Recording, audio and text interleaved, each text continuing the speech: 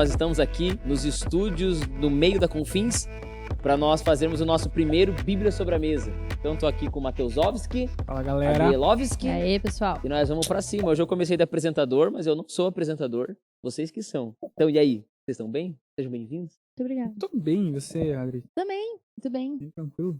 Então hoje a gente vai falar sobre falsos profetas. Eita, assuntos pesados. E eu acho que a gente pode começar pela pergunta: o que seria um falso profeta? Cara, o que seriam falsos profetas? Quando a gente fala sobre esse assunto, normalmente as pessoas elas vão remeter a questão do falso profeta ao ofício profético. Então, quando a pessoa fala o que é um falso profeta, ou ela tenta argumentar e discernir sobre o falso profeta, ela vai sempre trazer para essa questão do profético. Então, o falso profeta é alguém que profetiza, é alguém que fala profecias, e aí essas profecias podem ser questionáveis ou algo parecido com isso. Mas a realidade do falso profeta, para começar, ela não tem a ver diretamente com o ofício profético. A Bíblia vai falar sobre falsos profetas e também vai falar sobre falsos mestres. E a Bíblia vai juntar esses dois conceitos, falsos profetas e falsos mestres. Nessa junção de conceito, o que a Bíblia está querendo ensinar é a respeito de um falso tipo de líder. Né? Líderes, pessoas que, quando a gente fala líderes, eles podem ser pastores, podem ser presbíteros, podem ter esses ofícios da igreja, né? Mas podem ser líderes também de departamentos de igreja, pessoas que não têm essa liderança oficial da igreja, mas têm algum nível de influência na igreja. E esses falsos profetas são esses falsos líderes. Pessoas que servem na igreja, que comunicam na igreja, que trazem a mensagem, que trazem algum tipo de discipulado, algum nível de discipulado, algum nível de ensino, algum nível de relacionamento com os irmãos, mas a sua realidade interna não é íntegra. Então eles exercem serviços, a gente já vai perceber, né, que esses serviços podem ser bons, né, podem ser aparentemente corretos, mas eles são, na sua natureza, eles não são pessoas regeneradas. Eles têm comportamentos que não estão de acordo com a palavra. E aí, para a gente começar, né, então, acho que essa primeira definição é interessante, é importante. E aí, para aprender um pouco mais deles, eu gosto muito de dois textos bíblicos que falam de falsos profetas e que os autores bíblicos se preocupam muito em alertar sobre eles, que é Judas, né, a carta de Judas, e a carta do apóstolo Pedro, né? Judas, né, ainda que seja um pouco óbvio, é interessante falar, não é o Judas da traição, é o outro Judas, né? Alguns dizem que era irmão de Jesus, né, por sinal, irmão também de Tiago. E Judas, quando ele vai escrever a sua carta, ele começa dizendo, cara, eu queria muito falar sobre a salvação, eu queria muito falar sobre as coisas do reino, né? Ele fala a salvação que nos foi dada, mas ele fala, mas eu quero alertar vocês um tipo de pessoa que vai estar entre vocês. Então, aqui a gente já também percebe outra coisa, que o assunto não é novo, né? O assunto não é de agora, não é por causa do Instagram, do YouTube, é um assunto do século I. Desde que a igreja é igreja, existem os falsos, né? E aí, quando ele vai falar disso, ele vai falando sobre vários tipos de realidade, eles são nuvens sem águas, eles são árvores que não dão fruto e tal. Mas eu gosto da definição do versículo 11, né? A carta de Judas não tem capítulo, né? Ela é um único capítulo. E no versículo 11 ele vai dizer que ai deles porque seguiram o mesmo caminho de Caim e movidos por ganância, caíram no erro de Balaão e foram destruídos na revolta de Corá. Ele vai citar esses três personagens bíblicos do Antigo Testamento para trazer essa definição de quem são eles. E aí o que me chama mais a atenção aqui é o personagem Balaão. Que Balaão, ele é a tipologia, digamos assim, a persona do que é um falso profeta. E aí a história de Balaão, descrita em Números 21, 22, 23, acho que vai até o 24, se não me falha a memória. Balaão, ele era um profeta, né? A gente já entendeu que não se limita ao profético, mas ele era um profeta. E aí Judas, ele vai dizer que por ganância caíram no erro de Balaão. E Balaão, ele era um profeta que profetizava corretamente, mas ele profetizava por recompensa. Então ele não profetizava por serviço às pessoas, por serviço a Deus, ele profetizava porque ele buscava receber algo em troca. Então o falso profeta, de maneira primeira aqui para nós, e bem objetiva, ele é alguém que faz o que faz no serviço à igreja, no relacionamento, no discipulado, ou até na profecia, ele faz em busca de uma recompensa pessoal. Certo. E aí, normalmente, essa recompensa está no âmbito do dinheiro, tanto que ele fala que por ganância caíram no erro de Balaão, ou seja, ele sempre puxa para o lado do dinheiro. Nós já podemos citar alguns comportamentos, até peço que vocês também citem comportamentos que nós vemos. Então, ele está sempre no âmbito da recompensa financeira, da recompensa emocional e da recompensa sexual. Tanto Judas e principalmente Pedro, vão alertar muito sobre o comportamento pecaminoso dos falsos profetas. São pessoas que se entregam ao seu desejo libertino, muito na área sexual. Então, eles são pessoas que, vamos ficar aqui no profetizam, né? Eles profetizam, mas eles sempre estão manipulando para receber dinheiro, na ganância, para não é cativar, mas para manter presa as pessoas no âmbito... Né? Manipular emocionalmente. Então, eles pegam recompensa emocional e também eles pegam a recompensa sexual. São pessoas que manipulam situações a partir do seu trabalho para devorar e fazer de pessoas suas presas sexuais. Parece algo forte, mas é uma realidade muito presente desde sempre na vida da igreja. Então eu colocaria essa primeira definição meio longa, né? Mas a gente já começa a dar um pontapé, né? Até você falou do primeiro século, né? Mas vem até de antes, vem né? Até de antes. Davi, porque... Eu digo no que diz respeito à igreja, né? A igreja, primeiro século, desde o começo da igreja, né? Sim.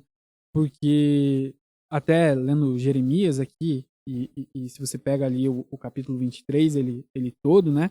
Ele vai tratar com os problemas que aconteciam.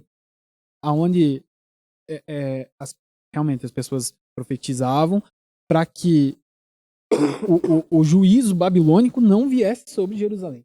Mas Deus queria que aquilo acontecesse. Sim. E eles, os outros, tentavam falar contra aquilo que Deus já estava colocando, por mais que era algo bem assustador. Se você era a recompensa do comportamento do povo, né? Exatamente. Mas aí também mostra muito daquilo que o falso profeta dos dias de hoje, da onde que vem essa vontade dele fazer errado. Porque a gente, eu vou generalizar, eu não. Mas tu fala gente pra né, tentar. Não, mas falando sério, né? Busca por esse tipo de, sei lá, conforto, cara, eu não sei. Conforto, respostas. Eu penso que hoje, na nossa geração, não hoje, né? Você tá citando Jeremias, qual que é o capítulo mesmo? 23. Capítulo 23. Até se você quiser ler o versículo, eu acho que vai contextualizar bem assim, pra nós. Não, quando eu falo... Desse ponto que você está trazendo, que é a desse questão ponto de que em específico, o falso profeta... Aí não é o 23. E aí eu penso que ele se encaixa muito com hoje, ele traz muito essa questão de te levar para um caminho que não é o que Deus quer trabalhar e te manter no conforto. Sim. Então a gente tem... eu penso que hoje, assim, são dois lados do falso profeta, né? Falando da nossa geração. O lado que ele é muito destrutivo de maneira direta na vida das pessoas, que esse roubo no âmbito financeiro, a questão emocional, sexual, mas também eles trabalham muito, tanto desse lado, mas tem um outro lado que às vezes não é tão direto nisso, mas ele manipula as pessoas, tirando elas da verdade de Deus, falando o que elas querem ouvir, né? Que acho que é o texto que você tem aí aberto, né? Na verdade aqui em Jeremias 5, lá no finalzinho, no 30, 31, uma coisa espantosa e horrível acontece nessa terra. Os profetas profetizam mentiras, os sacerdotes governam por sua própria autoridade, e o meu povo gosta dessas coisas. Mas o que vocês farão quanto a isso quando tudo chegar ao fim? Então, o ponto que eu levantei seria mais nesse sentido de... Existe um público esperando, sim, desde essa época de Jeremias, mas hoje em dia a gente vê que eu preciso ter, a partir daquilo que eu estou escutando, só a parte que eu quero do Senhor. E sim, não das minhas mudanças. Completa, e aí o falso profeta vem bem executando esse trabalho, né? Isso. E aí eu gosto muito da frase de Paul Washer, né? Paul Washer, ele vai dizer assim que o falso profeta, ele é o juízo de Deus para o falso crente.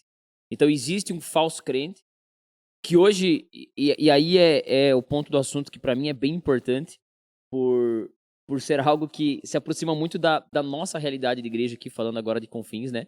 Nós somos uma igreja que tem uma estética que chama muita atenção de certos públicos por parecer, né, na estética. Não sei se isso é bom ou se é ruim, né? Até às vezes eu repenso, acho que tem que mudar. Então, eu acho que é ruim às vezes. Que atrai muitas pessoas que têm caminhado dentro desse tipo de falso profeta, que é aquele... Eu acho que todos têm o público que quer, mas me chama muito essa atenção desses que profetizam as suas mentiras para levar as pessoas ao bem-estar que elas procuram. Você citou Jeremias 5, e Jeremias 23 ele vai falar a respeito daqueles que profetizavam paz, paz. Jeremias fala, vocês profetizam paz, paz. Quando Deus está falando, vocês vão pro cativeiro, vocês vão ser destruídos. Vai ser só problema. Uhum. E eles estão profetizando paz, paz. E aí vem as pessoas que, não, mano, é isso que nós queremos. Nós queremos essa profecia. Sim. E aí o falso profeta também se alimenta muito disso. E aí onde eu quero chegar é nessa questão desse falso profético que existe hoje dentro do evangelho coach, que eu chamo assim, esse até não é um termo teológico, né? Existem alguns teólogos do Brasil que cunharam esse termo, né? Do evangelho coach, né? Desse falso profético, que é essa mensagem de que Deus vai abençoar, de que você é o ponto fraco do coração de Deus, né? Você é o fofinho para Deus, e tudo que Deus quer fazer todas as suas vontades, e eles tocam nesse ponto do coração caído do homem. O coração caído do homem, ele quer os seus anseios, ele quer os seus desejos, ele quer as suas vontades. E aí eles vêm com uma mensagem fantasiada de que é de Deus, quando ela não é, e levam as pessoas para esse lugar. Então nós temos esse mal do evangelho coach, mas também tem o outro lado, né, que a gente fala, aí a gente entra muito na questão da teologia da prosperidade, né, que aí também existem pessoas que estão ali porque elas querem. Então eu sempre ouço muito isso, né, você vai citar lugares de teologia da prosperidade, de engano, de falso profético. Nossa, as pessoas estão sendo enganadas. Só que elas estão ouvindo lá, pô, se você ofertar 1.000, você vai ganhar 10.000. E aí elas estão lá. Estão sendo enganadas? Estão. Mas muito por conta do seu coração. Porque elas querem. Porque eles estão alimentando a sua própria ganância. Então a ganância dele, o que eu quero de Deus? Eu quero que Deus me dê. Eu quero que Deus faça. Aí vem um falso profeta e diz, então, se você ofertar 1.000 pra mim, Deus vai te dar 10.000. Ai, coitadinha, perdeu 1.000. Não, ela tá sendo zoião. Ela tá sendo gananciosa. E aí o falso profeta trabalha muito nesse... Existe um público, existe o engano, né? E eu penso que todo aquele que tem um coração verdadeiro diante de Deus, Deus o livra do engano em algum momento. Tu conhece muitas pessoas que vieram desses lugares, mas o falso profeta acontece sim, porque existe um público que quer ouvir. Sim. Ele quer essas realidades. Mateus, você abre lá em Mateus, no seu amigo Mateus. O livro preferido da Bíblia é Mateus? Não é, cara. Deveria ser. Meu personagem preferido da Bíblia, que é da Bíblia é Davi, então deveria ser Mateus. Pois é, cara, eu vou tentar me apegar mais aí. Brincadeira, não tem que ser. Pode ler pra nós, é o 15 ou o 14, agora não lembro. É o 15. É o Mateus 7,15. Isso. Cuidado com os falsos profetas. Eles vêm a vocês vestidos de pele de ovelhas, mas por dentro são lobos devoradores. Vocês os reconhecerão por seus frutos. Pode alguém colher uvas de um espinheiro ou figos de ervas daninhas? Semelhantemente, toda árvore boa dá frutos bons, mas a árvore ruim dá frutos ruins. Pode repetir ali o comecinho do versículo. Cuidado com os falsos profetas. Aí, e esse versículo, na verdade, é o que eu estava refletindo e que me pegou bastante, que é exatamente isso. Então, hoje a gente vê o quê? Os dois lados da moeda, né? Então, tem as pessoas que são realmente enganadas e o público que está esperando para receber isso. E quando você olha para um versículo desse, como Mateus 7,15, o que você vê? O Senhor nos alertando, cuidado. Então, existe uma responsabilidade sobre nós também. Sim. Porque não vai chegar lá no dia e você vai olhar, eu fui enganado, Senhor, coitadinho de mim. Não, a gente também tem uma responsabilidade de conhecer a palavra, de estar preparado para não cair nas armadilhas. E a Bíblia inteira traz isso, traz um cuidado, abre os nossos olhos, mas para isso a gente precisa conhecê-la. Então, também tem o lado de que nós, como cristãos, a gente também precisa entender que existe uma responsabilidade sobre nós. Sim. E que a gente precisa realmente estar de olhos abertos. Então o Senhor fala, cuidado. Então, cara, não joga a sua responsabilidade pro outro. Você também tem uma responsabilidade. Não seja irresponsável. né? Irresponsável. E você vê, eu gosto muito desse texto de Mateus, uma porque ele explica, né, como descobrir os falsos profetas, mas trabalhando esse ponto que a Adri está falando, Jesus mostra muito a seriedade do assunto, né? Então, muitas pessoas, falso profeta, não, pra que falar sobre isso, não sei o que lá, e muitas pessoas se apegam muito num sentido assim, falou de Deus, tá bom. Não, mas tá falando de Deus. Uhum. E Jesus tá mostrando, cuidado, estejam atentos, pensem sobre isso. Aí vem Pedro, cuidado. Vem Paulo, o Espírito diz expressamente, 1 Timóteo 4, né? Nos últimos dias surgirão falsos mestres, eles farão isso, isso, isso. Então a Bíblia, ela sempre trabalha muito forte nesse tema, Sim. mostrando, fiquem atentos. Então Jesus diz, cuidado, joga a responsabilidade, como a Adri fala. E logo depois ele mostra por que o cuidado, porque os falsos profetas, eles são lobos vestidos em pele de ovelha, ou seja, eles são parecidos. Sim. Eles não são aquela velha história, né, bem infantil ela, né? O diabo nunca vem, né, com chifre, pegando fogo. Nem sei se ele tem. Ele nem tem chifre, né? Porque a Bíblia não diz que ele tem chifre, isso é uma invenção cultural, né? Mas ele não vem feio. Ele vem sempre parecendo algo bom. E os falsos profetas, eles vêm sempre parecendo ovelha. E aí perceba que não se limita só a altos cargos da igreja, né? Eles estão no meio das ovelhas, né? Isso eu achei até interessante, porque muitas vezes a gente fica só pensando em você que tá lá em cima, Sim. no pastor que tá lá. Que eu sou falso profeta? Não faça isso. Não, Espero que vocês não pensem isso, porque não. Não, mas eu já vou fazer um comentário Tá. sobre isso aí pra vocês descobrirem que eu Mas sou verdadeiro. mas assim, ó, Davi, às vezes tem líderes de células, mas é mais célula, mais grupos, assim, Uhum. né, que se juntam em casas e às vezes a pessoa tem comportamentos Boa, de cara. falso profeta. Como lidar com isso? Bom, depois eu pergunto a outra E é coisa. muito difícil lidar com isso, na verdade. E assim, primeiro ponto é isso aí, cara. Tem falsos profetas além do púlpito da igreja, além das conferências. Primeira coisa, como que eu presto atenção que eu tô presente de um falso profeta? Cara, aí eu acho que a gente volta pra esse ponto. Mais uma vez vou repetir, porque eu acho que isso é importante deixar isso bem claro. Não se limita à plataforma. A plataforma tá lá, normalmente são líderes, mas às vezes você tem um líder de departamento de igreja, de áreas da igreja, um líder de célula, e eu penso que é sempre olhando para esse vocabulário usado. Né? Eu penso que existem vocabulários que eles vão condenando, eles vão manifestando o falso profeta, Sim. que trabalha por essa recompensa. Então, ele tá fazendo, mas ele sempre joga vocabulários como minhas ovelhas, meus discípulos, minha igreja. Eu acho que frases como essas, em muitos casos, é simplesmente falta de compreensão, é ignorância bíblica. Então, nem todo mundo que fala isso é um falso profeta. Mas quando ele gosta muito desse tipo de vocabulário, já é algo... E às vezes, assim, até em nós. Ou, às vezes, eu gosto muito desse vocabulário. Eu gosto de ficar me afirmando. Não, a minha igreja, as minhas ovelhas. Existe muito dentro dessa cultura, a cultura celular, né? Infelizmente, não que toda ela seja errada, muito longe disso.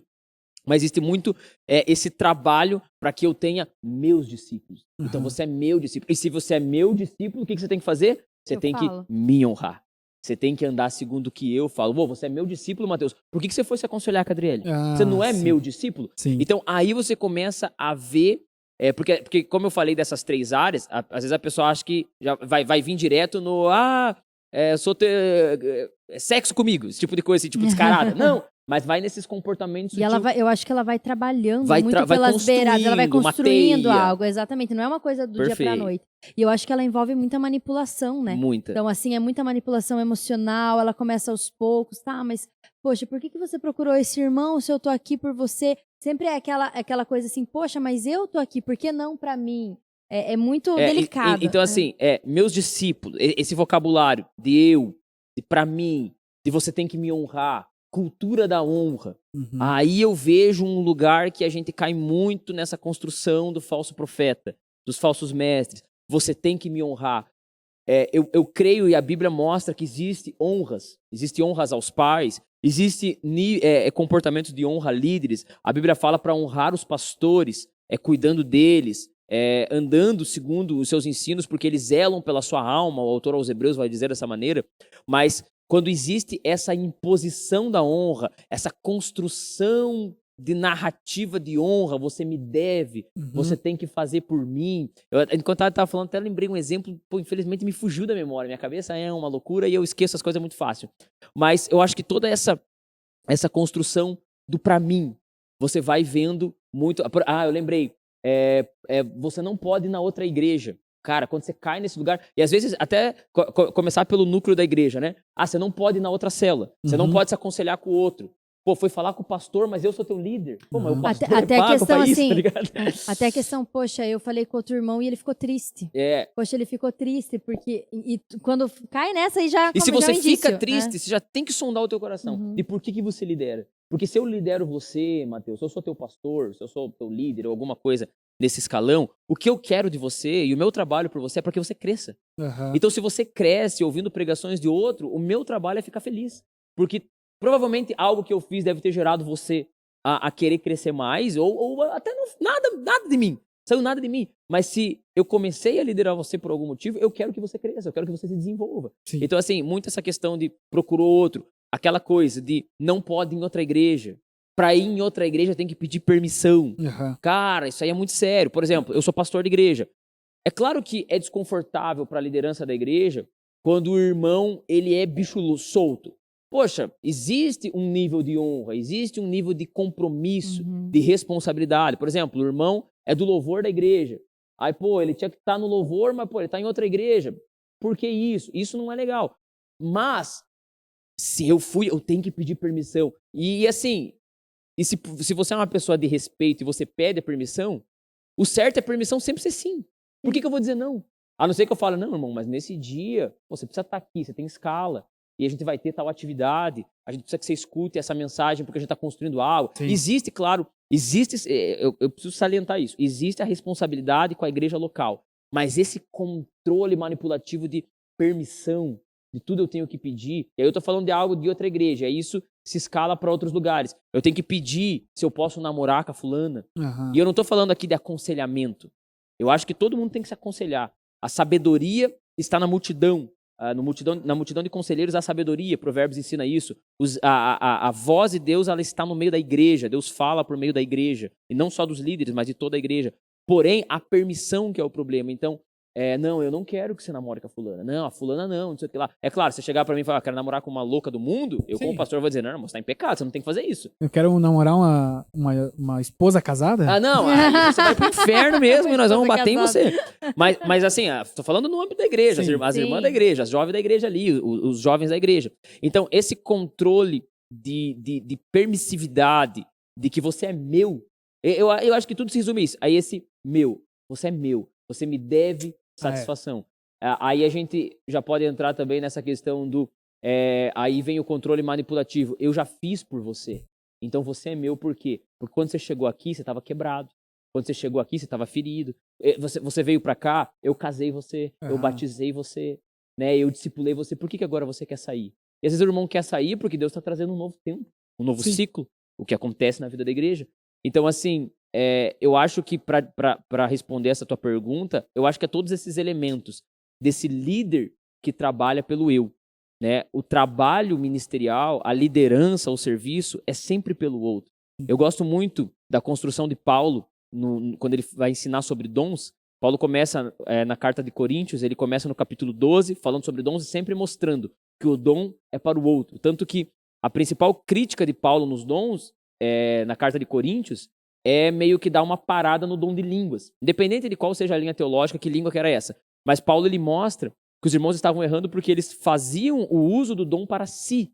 E esse dom nunca edificava a igreja. Então eles iam para a igreja para executar um dom para si. E aí Paulo começa mostrando isso no capítulo 12, e para continuar no capítulo 14, falando sobre profecia e línguas, no meio você tem o capítulo 13, que é a famosa fala sobre o amor. Por que Paulo está falando aquilo? Ele termina dizendo, então, segui o amor e procurai os dons. Por que eu procuro os dons? Por causa do amor. Amor a quem? Ao outro. Então Paulo está mostrando o que é dom, o que é servir? É amar o outro. Você não pode servir por você. Se você faz por você, você não serve no amor. Então o teu dom é falho, o teu dom é inútil. Você não está dentro do caráter divino. O próprio Jesus vai dizer, o Filho do Homem não veio ser servido, ele veio servir. Então vocês, isso aí João 13, no lava-pés, então vocês quando forem fazer, façam como eu fiz. Sirvam. Querem ser o maior? Sirvam. Querem fazer sentido para a realidade do reino? Sirvam. Então essa construção do amor, eu acho que ela é muito significativa dentro disso e manifesta quem é verdadeiro e quem é falso. Pelo que você faz. Então acho que está dentro disso. Então, Davi, a pergunta que eu gostaria de te fazer, como você explicou, né? Quem é o falso profeta? Como que ele age, mais ou menos? Mas e quando esse falso profeta, ele é um irmão da igreja, como a gente falou, né? Um líder. E a gente identifica. Mas como levar isso? Porque é muito difícil, eu acho, né? Porque normalmente o falso profeta, ele vai ter uma certa, como se chama assim, não só a liderança da igreja, mas como às vezes as pessoas vão ver ele como uma pessoa diferenciada. Só que, pô, você vê que o diferenciado se diz tem uma certa evidência. Evidência, essa é a palavra, evidência. A pessoa tem uma evidência, só que aí você vê que existe uma manipulação, você vê que existe um interesse, você vê que quando foge das mãos daquela pessoa, o negócio fica feio. Como levar isso para a liderança da igreja? E se a liderança não aceitar, o que eu posso fazer a respeito disso? Cara, é uma situação bem complexa, né? Complexa. Essa tua pergunta é algo que é difícil você você afirmar sem estar dentro do caso, né? Porque varia muito, né? Sim. De caso para caso. Mas eu penso assim que a instrução bíblica, no que diz respeito a esse tema, ela sempre até agora eu não lembro se é Pedro, acho que Pedro que vai falar, né? Que nós devemos lutar pela fé, e aí ele começa a falar dos falsos profetas. Então ele usa esse lutar pela fé, o que ele quer dizer com isso? No sentido de que tem que combater. É uma realidade que tem que ser combatida. A gente não pode ser omisso.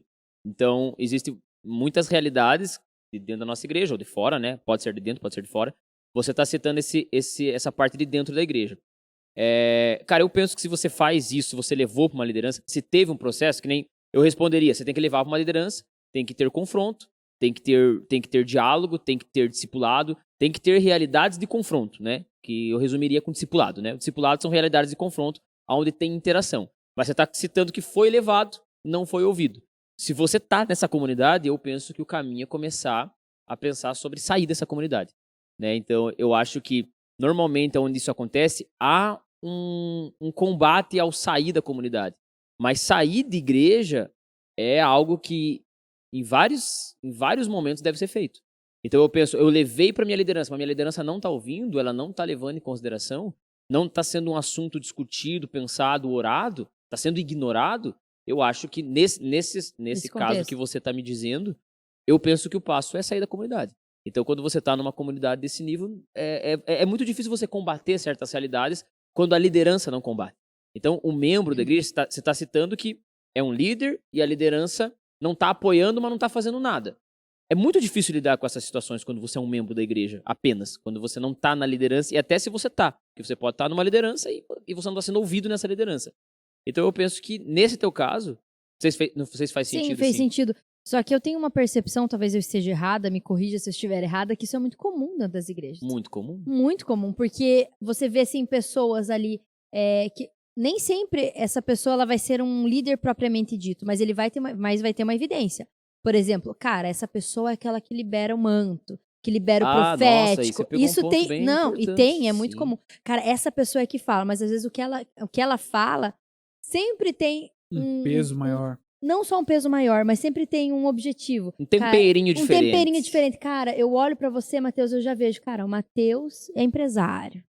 Já vou liberar um manto aí no Matheus, aí o Matheus já vem pro meu... Entende? Uhum. A gente vê que isso é muito comum dentro das igrejas e eu vejo até de uma forma bem perceptível, né? Sim. E é muito difícil você combater, porque realmente às vezes é benéfico pra liderança, quando a liderança é errada. Porque, cara, eu tenho alguém que consegue trazer pessoas desse nicho, sabe? Eu não sei se eu tô... E aí ele começa a aprender as pessoas. Exatamente. E aí a igreja, às vezes, passa por um inchaço fruto do trabalho dessa pessoa. Exatamente. Só que lá na frente a conta chega, né? Sim. O trabalho do falso profeta, ele sempre vai ser cobrado de uma maneira ou outra. Então, você sempre vai ver pessoas feridas, famílias destruídas. Nunca vai ser algo que vai ficar apenas nesse campo meio superficial. Ele vai ter resultados catastróficos para as pessoas e para a igreja. Mas eu penso que é algo assim a sempre ser observado. Você citou um comportamento muito curioso, né? Quando você vê aquela pessoa que ela sempre tem uma palavra, a pessoa chegou na igreja, o novo lá, ela vai lá. Cara, isso é muito perigoso, sabe? Eu acredito muito na profecia. Sou um defensor do movimento profético. Porém, o movimento profético ele é algo que deve ser feito com muita seriedade, com muito cuidado. E aí a gente vê muito esse comportamento, né? E normalmente essas pessoas, elas têm essa carga espiritual, né? Essa coisa mística, esse excesso de misticismo. Uma coisa que eu fico pensando, assim, que é uma coisa que me incomoda, é quando a igreja começa a ver a pessoa, não, ó, cara, aquela não é a profecia, aquela... E a gente tem que tomar muito cuidado, porque a gente acaba caindo nesse lugar até de, como, cara, o falso profeta, ele pode estar entre nós e nós podemos ser o falso profeta. Então, cara, você pode cair num lugar, nossa, olha, a pessoa falou lá, começaram a falar pra mim, cara, eu não erro, tudo que eu libero... Você tá falando que tem que ter muito cuidado com essa exaltação da espiritualidade individual, tá ligado? E eu concordo plenamente com você, porque isso é muito comum com pastores, mas não somente. Então, por exemplo, o homem de Deus. Esse voltando nesses aspectos, né? Esse é o aspecto do falso profeta. Ele é o homem de Deus. E aí o homem de Deus, ele tem a oração diferente.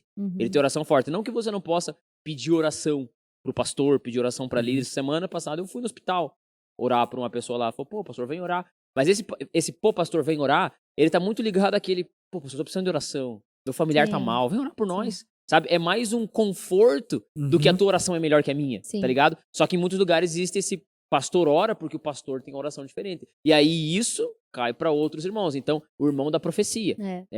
Procura o irmão que ele é o da profecia. Esse irmão... Cara, e tudo isso E existe muito essa realidade nas igrejas, né? Aquele irmão que é o... Nossa, ele é o espiritual, ele tem a palavra. Cara, tudo isso é bem perigoso. Sim. Não quer dizer que seja um falso profeta, mas pode ser alguém que está sendo construído no caminho do falso profeta. Exatamente. E o que a gente vê também pelo menos que a gente que está muito tempo na igreja, a gente vê muita coisa, né? Sim. Você acaba tendo acesso a muitas histórias e vendo muita coisa. E às vezes a gente vê aquela pessoa que foi construída nesse caminho, nossa, que ele é o cara, ele é espiritual, ou ela é espiritual, quando ela fala, a coisa acontece, e aí de repente essa pessoa cai. Porque a pessoa não tem aquela firmeza no Senhor, sabe? A pessoa... Aí um monte de gente que tá ali acaba esfriando, acaba por causa daquela pessoa. Afetada, né? Por causa daquilo. E isso é muito triste, na verdade. Sim. Por quê? Porque aí a gente vê que às vezes a nossa fé não está naquilo que deveria, que é Jesus, mas está numa pessoa ou no misticismo que está em volta dela, né? Porque essas pessoas, elas vão criando essas dependências, né? Isso. Até era isso que eu queria falar, acabei não chegando nisso. Mas esse cuidado com essas pessoas essas pessoas que criam essa dependência. Então, se eu tô frio, aquele irmão tem que orar por mim, porque é aquela irmã, porque ela sabe, essas dependências espirituais. Toda hora, e a pessoa, ela gosta disso, ela vai criando esse ecossistema dela ali, né? Não, manda mensagem pra mim, tá mal, Deus falou, eu sonhei, e tal, esse negócio de eu sonhei, pá. E aí começa, eu sonhei com quem você vai casar. Né? Você quer casar? Deixa que eu comece a orar por você, que se eu orar por você, você casa. Essas paradas, elas são... Porque ela vai criando essa dependência espiritual, né? E nesse de casal que mais tem, né, gente? Meu Deus do céu. Teve um caso de um amigo meu. Não, mas a pessoa chegar e falar o nome da pessoa. Você vai casar com esse nome. E tinha uma pessoa na igreja com o nome. Aí a pessoa fica, nossa... Cara, e isso pode ser destruidor.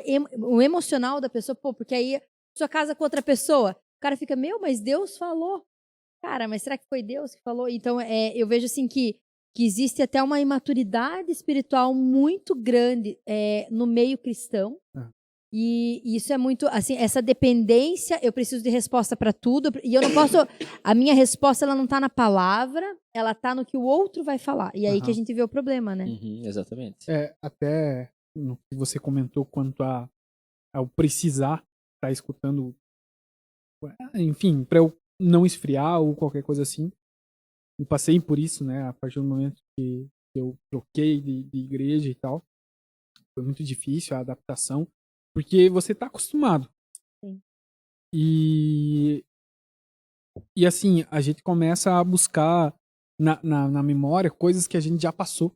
E aí a gente começa assim, não, porque naquela época ou eu fazia alguma coisa, eu fazia dessa forma, então por isso que aquilo me gerava tal sentimento, e aí eu li a Bíblia.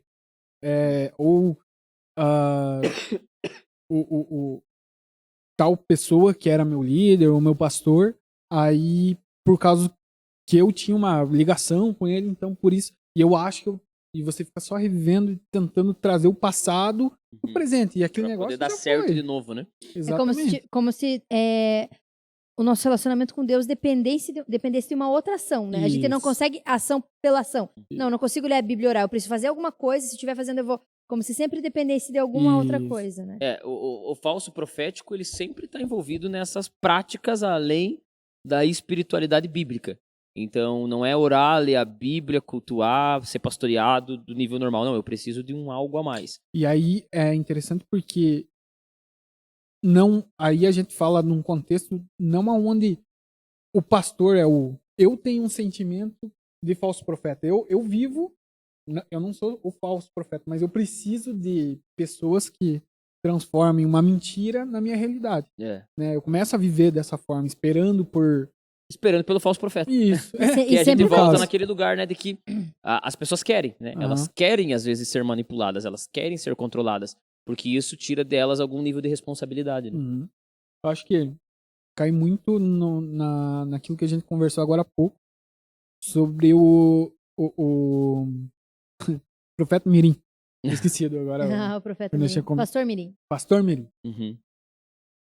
E porque assim, aparece um rapazinho falando, Uma criança, na uma verdade. criança. E assim, eu não falo só nele em específico, eu não lembro o nome do Miguel. rapaz. Miguel. É Miguel. É isso Miguel, aí. alguma coisa, eu também não lembro sobre Nome o de nome. anjo ainda, por cima. Tem ele, mas tem tantos outros que eu vejo. Tem um menininho, cara, um menininho de 5 anos. E aí ele viralizou primeiro, ele na roça pregando. Ai, que No bonitinho. meio do... Mas assim, é a coisa mais fofa do mundo. Uhum. Aí depois, aonde que ele Aí tá? já... Aí já tá no... Ai, Deus. que dó. Ficasse na O roça, né? microfone é quase maior do que ele, cara. Sabe? E a ele tá lá. igreja em êxtase. Exatamente. O que você tem a falar sobre isso, assim? Cara, eu acho que aí não... Eu acho que aí não é o falso profeta, né? Que nem o Miguel, por exemplo. O menininho, nem vou chamar a minha criança de 5 anos Sim. de falso profeta, né? Tadinho, né? Coitado, tadinho, né? Tadinho. Mas pegar o Miguel ali, eu acho que não é eu acho que ele tem boas qualidades para ser um falso profeta. Aham. Mas não acho que ele seja. Não acho que o problema que ele causa é por ser um falso profeta. O problema que ele causa é por conta dessa síndrome, eu diria, que há nas igrejas de colocarem crianças para falar, né? Por não levarem a sério o púlpito. E aqui eu encontro um outro problema que não é um problema do falso profeta, mas que pode levar a comportamentos de falso profeta, que é o que a Bíblia vai chamar de neófito, que é aquele que não é maduro na fé e você coloca ele para fazer, que você coloca ele em evidência, não para fazer, porque você pode fazer várias coisas na igreja, mas nessa evidência de estar a cargo da principal tarefa da igreja, que é o ministério da palavra. O ministério da palavra é o principal tarefa pastoral, é a principal tarefa apostólica, tanto que quando tem o lance dos diáconos lá, né, que eles não estão conseguindo atender as mesas das viúvas em Atos 6, Pedro se levanta e ele institui os diáconos, ele fala, nós não podemos sair atendendo mesa, porque o nosso ministério é focar na palavra e na oração. Então ele mostra essa importância do ministério da palavra. E aí esse erro é o erro que faz com que pessoas não preparadas, nem apenas teologicamente, espiritualmente, emocionalmente. Então você pega o Miguel, é uma criança. Ele não tinha que ter essa evidência. Então, como ele é uma criança e parece ser uma criança que já é soberbinha, uma criança que já é orgulhosa, por ela ser criança, ela vai se tornar mais orgulhosa. Porque Sim. a maturidade, ela é muito fácil, você é orgulhoso. O piazinho da escola lá, 14 aninho, anda só com uma galerinha lá mais pobrinha da escola. Se ele começa a andar com playboy, ele já deixa os amiguinhos de lado. Por quê? Porque a adolescência você é orgulhoso. Você tem todas as suas maldades afloradas nessa idade, porque você não tem maturidade, porque você ainda não foi moldado, né? Claro que você pode ser um adolescente e ser uma bencinha também, né? Mas no caso ali, é o que a Bíblia vai ensinar, Paulo vai dizer a Timóteo, que o presbítero ele não deve ser novo na fé, porque ele vai se ensoberbecer, ou seja, ele vai crescer em orgulho. E aí quando você fala de uma criança, ela é nova na idade e ela é nova na fé, porque ela ainda não foi experimentada na palavra, ela não foi experimentada na vida em relação à teologia, em relação à vida da igreja. Então aí eu já acho que é um outro problema, que é um problema muito sério. Então, se alguém que está nos ouvindo tem essa presença em sua igreja, ou talvez em igrejas que você frequenta, de haver adolescentes e crianças no ministério da palavra, isso está errado. Eu preciso ser sincero que é um caminho muito perigoso, né? A palavra é para aqueles que já têm uma maturidade, por isso que eu acho que é legal a igreja ter meios paralelos de grupos pequenos, de grupos de discipulado, de lugares onde os mais novos podem pregar para se desenvolver, porque é ali que você encontra pregadores que vão começar a se desenvolver. Então, não pense que você tem que ser formado e erudito em teologia para falar, ou ter 60 anos para falar algo parecido com isso. Mas aquela mensagem designada à formação teológica da igreja, ela é cargo específico daqueles que têm uma maturidade para tal. Entendi. Mas Até, desculpa, mas até enquanto você falava, eu ficava pensando aqui. E quanto a pessoas que entram na igreja e ali daqui 6 meses já estão à frente de células, de ministérios e tal. É aí que mora o perigo das igrejas, né? Porque o que acontece? Tudo isso é muito arriscado. Para todos os lados. É arriscado para a igreja, é arriscado para a pessoa. Eu já vi muitas pessoas, tem pessoas aqui na nossa igreja que saíram de suas comunidades, né? Até me vem uma em mente específica, que ela foi colocada, ela tinha, acho que é mais ou menos 6 meses de convertida, e ela se tornou líder na igreja. E aí era uma pessoa boa, era uma pessoa temente a Deus, e ela se desenvolveu muito em Deus, só que ela se desgastou absurdamente por conta do ministério, a ponto de ter que sair da igreja, porque ela estava morrendo, e era uma pessoa jovem, né? E Então, ela foi estragada por conta dessa prática, porque ela não foi ali cuidada, ela não foi preparada para aquele trabalho. Ela mesmo disse, quando eu me entrei, eu não era preparada. Fui me preparando, fui aprendendo as coisas no caminho, e conhecendo ela até hoje, ela não é preparada, né? Tendo esse relacionamento. Não, o pessoal deu risada aqui. Não, mas ela ainda tá, na humildade mesmo. Ela ainda não tá preparada, ela não deveria ser um líder, ela ainda precisa ser mais preparada. Mas e aí que mora o perigo, por quê? Porque, pô, nós estamos numa sociedade, cara, que tem tanta coisa, é o mínimo de prudência. Uma pessoa chega numa comunidade de fé, passe por um processo de cuidado, de relacionamento. Eu conheço igrejas, né, aqui a gente tem uma construção de membresia, né, um tanto quanto longa, né, você passou por ela recentemente, para que a gente possa conhecer, para que a gente possa ver. E eu conheço igrejas que dentro desse processo, elas colocam até antecedentes criminais. Por quê? Porque nós estamos numa sociedade que tem pastor que é foragido da polícia, pregando em igreja, tá ligado? Então, pô, o quanto a gente vê de crime sexual infantil. Nossa, então, como que você pega uma pessoa que, se é 6 meses... 6 meses até não tá bom. Mas a gente sabe que tem lugar que é 1 mês, que é 2 meses. Você não conhece essa pessoa, tá ligado? Você não conhece a sua qualidade teológica, a sua qualidade, que é o de menos nesse caso, né? Mas é uma coisa importante também. Mas você não conhece o seu caráter, você não conhece como essa pessoa vai se desenvolver. Isso traz orgulho, porque a pessoa chegou e ela já... E aí a igreja, esse tipo de coisa, ela vai gerando na igreja a busca pelo status, a busca pelo nome, a busca pelo ser líder. Por quê? Porque todo mundo que chega é líder, então eu cheguei, eu também quero ser líder. Ou o fulano chegou agora, já é líder, eu também quero ser. E vai crescendo aquele negócio, que é onde vai gerando toda essa cultura. Porque para mim, o falso profeta, ele se manifesta muito bem em um ambiente que a cultura é essa cultura do poder, essa cultura do controle, essa cultura do ser alguém, né? Então eu penso que essa parada do servir, da liderança, ela é uma coisa muito séria, cara. É uma coisa que tem que ter muito cuidado. Sim, com certeza. Eu acho muito problemático, gente. Eu não sei, não quero ser de forma alguma ofensiva, mas eu acho tão problemático um adulto parar pra escutar uma criança. Imagina uma criança de 5 anos, a idade do Teodoro. É loucura. É totalmente loucura, insano. É insano, cara. E a gente viu aí na internet os efeitos que isso causou, né? O quanto isso é prejudicial pra visão que as pessoas têm da igreja. Teve o lance do menino lá, teve o lance da cura do câncer, né? Da leucemia. Sim. Pô, cara, tristeza absurda. Por quê? Porque devastou o coração de uma mulher ingênua. Eu olhei pra aquele caso e eu tenho quase que certeza que aquela mulher, talvez até alguém tenha informação, não sei, ela não era uma convertida ainda, ela não tinha essa experiência. Então aí tá a pessoa sendo enganada. Nem digo que é alguém que quer o falso profeta, mas é alguém sendo enganada por essa... Porque às vezes é uma tia, é uma irmã que é da igreja e fala, não, vamos lá, o menino é poderoso. Aí você mexe com a emoção, você mexe, pô, a pessoa lutando contra um câncer, cara, ela tá completamente suscetível, ela tá completamente abalada. E você me traz uma dessa, e você cai em princípios tão simples da palavra, né? Primeiro, sempre é sobre Jesus, não é sobre uma pessoa. Né? E a palavra traz que, cara, pelo nome de Jesus, qualquer um de nós pode fazer, não é uma pessoa específica, você já cai nesse, né? E essa questão de uma igreja sempre imatura, que ela não consegue se desenvolver. Aí é um ponto massa, Dredd, porque é essa imaturidade. Aí você falando, eu te cortei porque eu lembrei, né? Eu até lembrei de alguém reagindo a esse vídeo, que aí o menino, né, ele pega o papel e ele fala, acabou o câncer.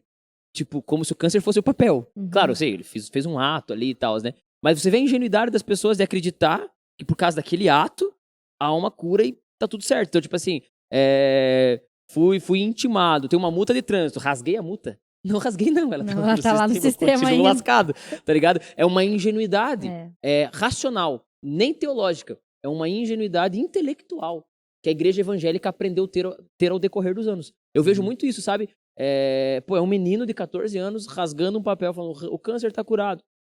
Por quê? É assim que se comprova um milagre? Não, eu creio em milagres. Mas não é assim que funciona um milagre. Mas eu fico pensando assim, você falou ingenuidade. Mas, cara, eu tenho uma Bíblia. Não, Entende o que eu quero dizer? Cara, eu tenho uma Bíblia na minha frente. Aí você tem uma palavra que diz o quê? A gente que já tá há um tempo, é muito interessante, né? Cara, eu já tenho 12 anos de convertida. E nesses 12 anos é muito interessante olhar pro passado, cara. Eu fico olhando, cara, a Adriele do passado era muito ingênua. Não ingênua, mas muito imatura, porque, cara, depois de tantos anos você olha, cara, que a tua fé, ela tá enraizada, Cara, porque é isso que a palavra diz, que a nossa fé ela precisa estar enraizada, ela precisa ser forte, firme. Aí você lembra, cara, eu sofria por coisas tão imaturas que era só olhar para a palavra. Então eu fico pensando, cara, que maturidade que é essa também? É uma imaturidade e é uma ingenuidade, mas fruto dessa falta de desenvolvimento que a igreja tem. Então, a igreja aprendeu nos últimos anos, por conta do crescimento de falsas teologias, e aí o problema do falso profeta, e aí incluímos falso mestre, que a igreja aprendeu a olhar para certas coisas. E aí, quando eu digo a igreja aprendeu, é porque tem pessoas convertidas nesse meio, mas tudo isso também fez com que a igreja fosse hoje muito povoada com pessoas que não nasceram de novo, porque a pregação do evangelho não está sendo feita. Então, nós temos uma série de problemas, tudo fruto de não ter um olhar cauteloso, sincero, honesto e profundo das Escrituras. Claro que qualquer pessoa que tem algum desenvolvimento na fé sabe que nós chegaríamos aqui nessa conversa, obrigado, no ponto que tudo se baseia no problema teológico. Sim. Não há um olhar para as Escrituras. Hoje, você compartilhou o vídeo, eu já tinha visto esse vídeo, tem uns Jonas 4, 5 Madureira. dias do Jonas Madureira. Sim. Deveria ter compartilhado, não compartilhei também. Não sei porquê, e você compartilhou hoje. Que ele fala que hoje há uma celebração, né, uma exaltação da ignorância. Como que ele usa a palavra? Tipo, fantasiada de simplicidade. Então, não, tem que ser simples. Não, é ignorância mesmo, porque não queremos nos desenvolver, porque não queremos crescer. E porque não queremos crescer, por exemplo, você senta para ouvir, às vezes, um pregador mais desenvolvido e a igreja torce o nariz, porque é muito difícil. Mas então o pregador tem que Ou abaixar o muito nível. fanático. Esse aí é algo que eu escuto assim muito. Cara, é muito fanático. Nossa, eu não vou fazer isso. Que fanatismo é esse? Cara, não é fanatismo, é a palavra. Eu já usei esse exemplo, não lembro se foi aqui nos episódios que a gente gravou, mas foi algo que me marcou muito de eu comentar com uma pessoa sobre o Sermão do Monte, que cara, o Sermão do Monte, é simples, o básico do Evangelho, né? Se você quer entender o Evangelho, vai ler o Sermão do Monte. Poderoso. E a pessoa, eu falo assim, não, adultério é quando você pensa, você já adulterou. A pessoa olhou pra mim e falou assim, nossa, você exagerou, né? Eu olhei, Jesus exagerou. eu falei, mesmo. cara, não sou eu que tô dizendo, é Jesus que disse É. lá no Sermão do Monte. Aí a pessoa, E é exagerado. aí a pessoa olhou, tipo, tá na Bíblia? Eu falei, sim, vamos ler aqui, tá na Bíblia. Cara, a pessoa que se diz anos, que tá dentro da igreja, e a pessoa não sabe o básico da fé. E aí, quando as pessoas encontram um pregador que se aprofunda na palavra, bíblico, que se aprofunda, elas torcem o nariz e elas dizem muito difícil. E aí a pergunta que eu faço é, o que é mais certo? É você começar a aumentar o teu nível ou o pregador tem que abaixar o dele? Então a gente é acostumado com essa cultura, tipo assim, não, então vamos pedir pro pregador, abaixe, não. Tanto que, por isso que eu aproveito para dizer, nunca diga que uma pregação é difícil. Se você ouve uma pregação, você acha que ela é difícil, talvez ela esteja condenando o nível fraco que você está se desenvolvendo na fé. Não estou falando de você abrir um estudo teológico acadêmico. É claro que isso vai ser muito indigesto para a maioria dos crentes e nem todos têm que entrar nesse lugar. Esse lugar é para pessoas específicas. Mas eu estou falando de sermões mesmo. Sermões que são bem expostos, que são bem desenvolvidos, que são bem aprofundados. Nunca diga, é muito difícil, tem que ser mais simples. Não, tem que ser difícil mesmo. E se está muito difícil e você tem mais de um ano de fé, talvez é você que não está crescendo. E aí a gente prefere que abaixe o nível. E aí é nesse abaixar o nível que a gente começa a mergulhar nesse mundo de falácias de pregação, de falácias de desenvolvimento de igreja, de uma destruição da fé dentro das próprias igrejas. Eu sou muito crítico a isso, sabe? Porque eu me incomodo muito com esse comportamento evangélico de ficar acusando o mundo, né? Então vamos pra política, porque PT, e vou citar o nome mesmo aqui, porque LGBT, e pá. O nosso problema é nós mesmos. Sim. Esses não são nossos inimigos, cara. O maior problema da igreja evangélica brasileira hoje é a igreja evangélica brasileira. É porque dentro está ruim. Não estou falando que não há erros no mundo, óbvio. O mundo é o mundo. Só que assim, o mundo é o mundo. Jesus sempre diz, no mundo jaz o maligno. O mundo vai ser assim. O pecado vai se desenvolver, vai crescer o joio, vai crescer o trigo junto. Aquele que está sujo, suje-se mais. O pecado sempre vai estar. A nossa questão é o quanto estamos batalhando pela fé. O quanto estamos moldando a nossa vida à fé. E aí porque principalmente a galera apegada à política e essas críticas a realidades sociais e culturais, nem sociais, mas culturais, é a galera que é completamente rasa nas escrituras, tão rasa. Não vou dizer. Mas tão rasa que passou dias intercedendo na frente de quartéis, pedindo coisas que são até pecado. Sim. Tá ligado? Por quê? Por tão rasas que são. Aqui eu sei que eu ataquei um grupo muito específico, né? Sim. Mas glória a Deus, estamos aí pra vamos isso. Ser haters, vamos ser haters. Não, mas tá tudo certo, tá tudo bem, não me arrependo. Me arrependo de, na época que tudo isso aconteceu, a gente não ter um espaço desse. pra atacar na época Sim. mesmo, no momento, né? Sim. Daí a gente tem sofrido mais. É porque, Mas assim, é assim, muito necessário, sabe? Não é querer ser polêmico, mas é porque tudo Mas tudo isso tem sido de grande desserviço ao à reino. obra de Deus, Uhum. ao reino de Deus, Eu tá acho que ligado? o grande problema de tudo isso, Davi, é como o pessoal começa a enxergar a igreja. Começa a olhar e falar assim, porque para eu ser da igreja, para eu ser o correto, eu preciso ser de direita. Eu preciso odiar O gays. Lula. Eu preciso odiar. Tipo, Exatamente. É Eu preciso lutar contra o conservadorismo, que eu odeio essa palavra. Eu passei a odiar essa palavra, porque de conservador não tem nada. Porque é uma O grupo conservador, né, das igrejas evangélicas brasileiras, era o grupo que acusava, né, práticas não conservadoras e defendia um político que estava no segundo casamento, né? Onde está o conservadorismo aí, né? exatamente isso. Pura Então, hipocrisia, na por minha opinião. hipocrisia. E aí se misturou. Aqui nós estamos indo para outro assunto, foi. mas vamos me construindo, abençoando de alguma maneira. Aí se misturou, né? Conservadorismo com cristianismo. Então, o cristianismo ser evangélico, tanto que a igreja, irmãos sérios, acho que até você já me citou que passou por isso, sofrem até hoje, porque quando você fala que é crente, tem pessoas que escutam que você está falando que você tem um Exatamente. viés político. Exatamente. Eu sou disso aqui. E isso é muito terrível. E o fato é que cristianismo não é de direita. Cristianismo não é de esquerda. Isso. O evangelho é o evangelho. Exatamente. O evangelho não é nenhuma coisa nem outra.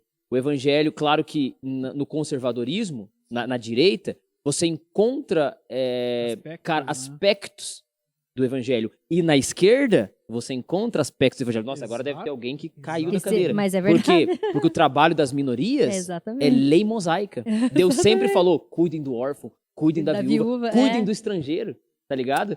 Então, claro que não tô falando todas de direita e não tô falando todas do progressismo, da esquerda. Mas é toda essa falta de robustez teológica da igreja que faz com que sempre houve falso profeta, sempre vai haver.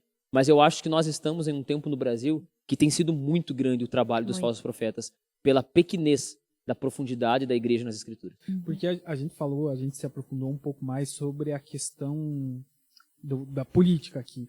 Mas a gente vai ter do coach, a gente vai ter da prosperidade, a gente vai ter... Você podia falar dos coach um pouco, né? Eu gosto. Podemos, claro, vamos É que eu acho assim que parece que o evangelho nunca é suficiente. Eu sempre preciso ter uma coisa a mais. Não basta só a palavra, não basta só a Bíblia. Eu preciso ter um viés político que seja na minha retaguarda. Eu preciso ter um coach que fale pra mim, cara, você é vencedor, você não é cauda, você é cabeça. Ah, cara, sério, gente? É porque pelo e amor. aonde que tá o problema é que o evangelho é cosmovisão. O evangelho é maneira de viver em todas as áreas da vida. O evangelho ele é uma única mensagem que tem a dizer sobre todos os aspectos da vida. Exatamente. Tá ligado? Essa que é a parada muito louca. Por exemplo, o evangelho é uma mensagem profundamente política. Porque ela anuncia um reinado. Sim. Ela anuncia um governo a qual nós já fazemos parte. Então, assim, tudo isso é porque não há uma entrada no evangelho. Eu preciso de outras coisas. Eu preciso de adereços. Eu preciso temperar o evangelho quando ele já é uma mensagem estabelecida e completa. E por falta de não entendermos isso, aceitamos muitas coisas que é aonde o campo do falso profeta, ele fica muito bem construído, fica fácil para ele trabalhar. Fica fácil para ele trabalhar. Hoje a gente tem, eu falei que quero falar, hoje a gente tem, por exemplo, para mim, o que é das principais manifestações de falso profeta hoje no Brasil, que é o Evangelho Coach, que é essa pregação completamente apoiada em dinheiro, em conquista, em sucesso pessoal, que vai totalmente contrário ao ensino de Cristo, ao ensino dos apóstolos, ao ensino neotestamentário. E aí isso tem pegado pessoas por conta daquele desejo, do desejo de eu ouvir aquilo. Tem algum problema? Pode? Não. Se pá, daqui a pouco saiu desse. Daqui a pouco a gente fala. Eles querem que a gente fale umas coisas aí que o povo aqui gosta de ver o seu Porque é legal. né? Deus ali. É porque não é eles, né? Não é eles que tá falando. Você tá aí atrás do computador, né, bonitão? Mas assim, o coach, ele encontra o que eu gosto muito do que Paulo fala em Filipenses, de um tipo de pessoa. Que Paulo vai dizer, eles são inimigos da cruz de Cristo e o Deus deles é o ventre. O que ele tá falando? Por que eles são inimigos da cruz de Cristo? Porque eles não querem renúncia. Exatamente. Eles não querem morrer. Eles não querem arrependimento, eles não querem nova vida. O que eles querem? Alimentar o seu ventre.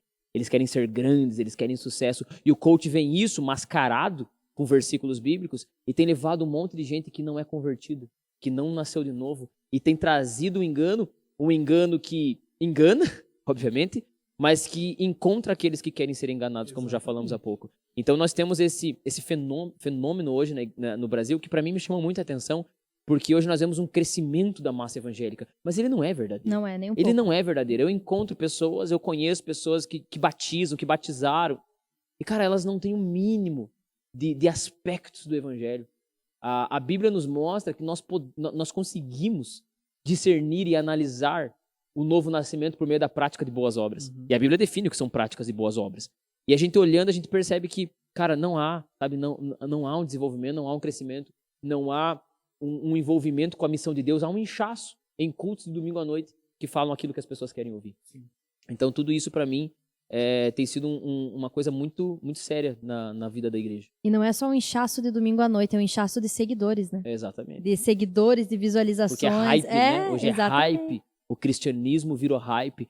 E o coach ele tem essa mensagem muito apegada à ganância, né? A dinheiro, à conquista. E me chama muito a atenção, a gente falou isso em um outro momento, eu falei isso, né? Que todas as vezes no Novo Testamento que a Bíblia vai falar de dinheiro, ela é alarmante, ela não é positiva, ela é cuidado.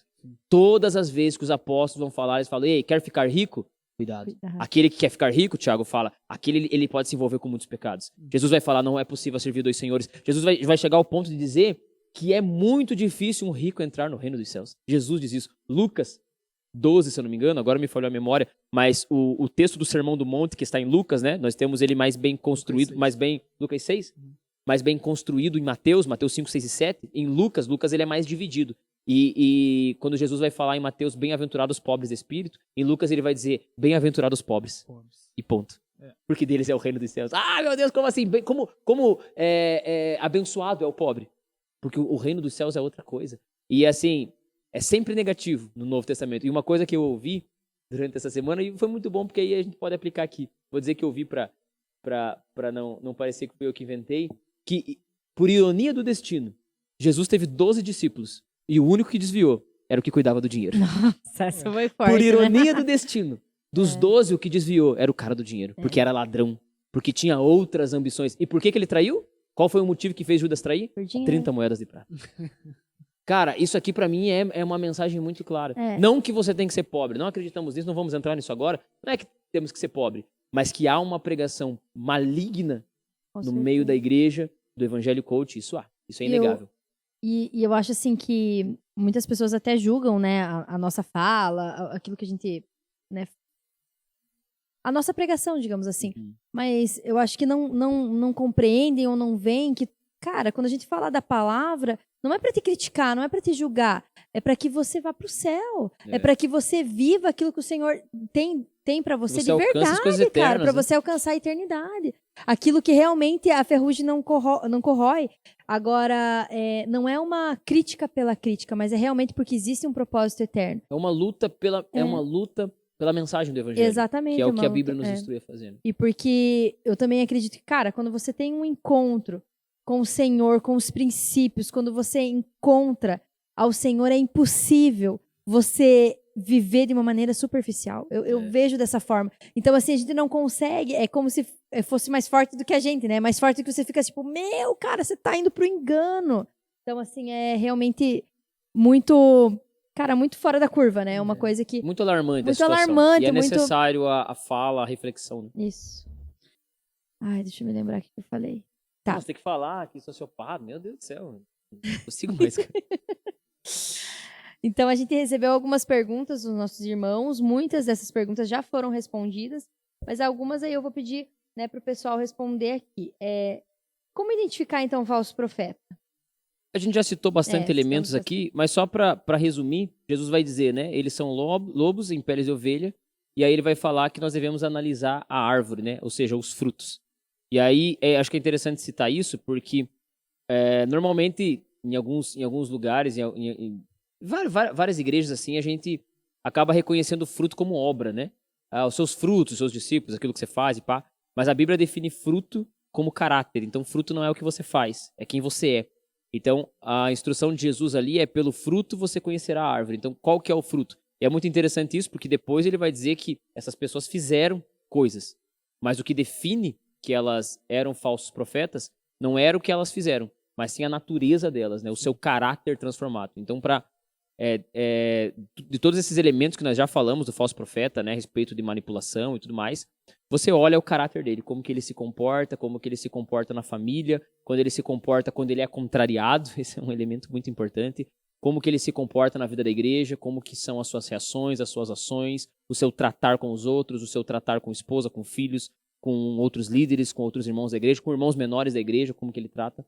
Então são esses frutos que Jesus nos ensina a analisar para identificar um falso profeta. Eu acho que nesse próprio versículo que você citou já responde uma outra pergunta aqui, que é um falso profeta. Pode ser usado por Deus? Com certeza. Essa é uma dúvida que muita gente tem, mas ela é bem mostrada em Balaão e também nesse texto de Mateus 7, que nós estamos citando aqui, que Jesus diz, né?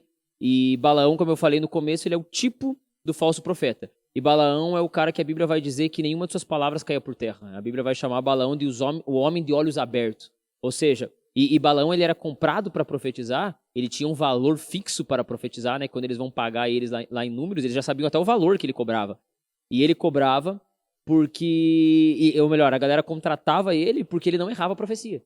Ele era um cara certeiro. Só que o que aconteceu? Ele profetizava com a intenção errada.